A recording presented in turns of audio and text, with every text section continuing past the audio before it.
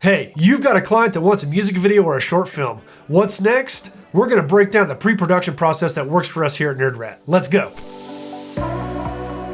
And just for a little clout, NerdRat Media has around 30 years of combined experience between all of us making short films and music videos. So we have a little bit of a process that we use every time, and we're going to show you that today. All right, y'all, first things first, meeting number one. This is where we're going to discuss what audio we're going to use for the music video, especially if we're going to get some lyrics for that, and or the scenes that we're going to be shooting. During this process, we're going to talk to our client about what models we're going to use as examples for what they're trying to shoot, what style we're trying to shoot, and possibly some limitations that we're going to need. We're going to go over that here shortly. We like to discuss assets first, from special effects to props. We have our ideal locations that we want to shoot in, and then the locations that we have access to. This allows us to use locations that we have access to on the cheap sometimes, and this usually works out and saves us some money on the budget. That goes right into discussing budget. Let's talk about that. This is super important on how we're going to design this video. We're going to need to discuss what rentals we might need to use. We're going to discuss what gear that we're going to have to rent and or have access to. And we're also going to talk about getting funding for the team. And if there isn't any funding, we're going to discuss how we're going to make a trade. Yeah, a lot of people don't have money to make music videos these days, so we are going to have to figure out a way to make it worth our while. This will allow us to decide whether we can shoot this music video or not.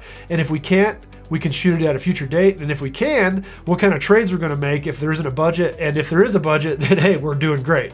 Now, if you have an unlimited budget, let's say, you get to make a nice little list of things that you're going to use for the film, and then put little price tags next to them, and then at the end of it, you add it all up, and then you send that to your client, and they get you all that stuff you need. Perfect, simple, easy, right? That is literally none of the projects that you're going to work on for this process. So remember, that's a beautiful thing to have, but it's not necessarily going to happen. So you need to start discussing, what's this going to do for our channel or for our company? Some ideal things that you could use to, sweeten the deal for your own team would be, are we going to release this on our channel so we can get the views and the shares? This is a big deal because some people like to put it onto their channels and they might have less followers than you. So it actually might be helping both you and the client. Having control over the marketing, which means that you and the client are going to team up to make sure that everybody that can see this should see it, that they're sharing it with their friends, and everybody that's involved is sharing it too. Is this going to allow you to get some people from their side as fans onto your side as fans? That's a big deal too. And also, if you're making a video for no budget, make sure you like the song and or like the concept that's being made. Yeah, you could just go out there and willy-nilly just make a bunch of videos. Great. But is that really what you want to do? If you're trying to become a notorious creative, you need to be able to apply a lot of creativity to projects. And at this point in the low budget realm, you do have some control in that. You can basically say, hey, if we're going to do this thing for free, we want to have creative control on the process. And that doesn't mean completely shut your client out, but this is where you get smart and utilize your creativity to really enhance what the client's wanting to see. And also like being able to try out some new stuff yourself that you've never done before. We do that in almost every video that we make. We try something brand new that we've never done before. And 90% of the time it works out. 10% of the time it doesn't. And we just throw that footage away and move on. But we still make the video. We just cut out that fancy stuff. These are things you need to decide when you're making the video before you even get moving. Let's talk about how to limit yourself on doing too much work with our nice little production triangle. Good, fast, and cheap. If you want the video to be good and fast, it's not going to be cheap. If you want the video to be cheap and good, it's not going to be fast. If you want the video to be fast and cheap, it's not going to be good. You can only pick two sides to this triangle. Every client only has these options. They cannot get all three. So when talking to the client about all these things, remember, is there a timeline on this project that's trying to get it done in a certain time?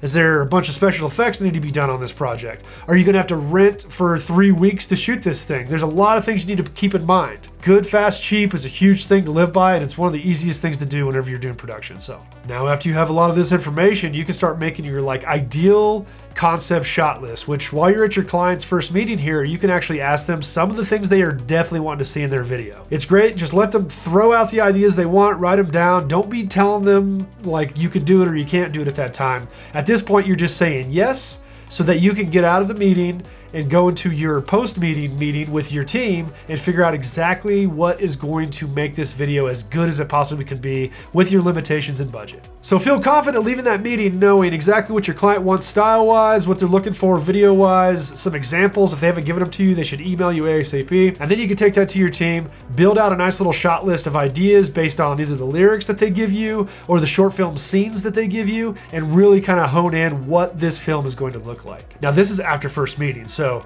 you're going to come back for a second meeting with your client and tell them some realities that they might not want to hear or they need to hear to make sure that this project gets done.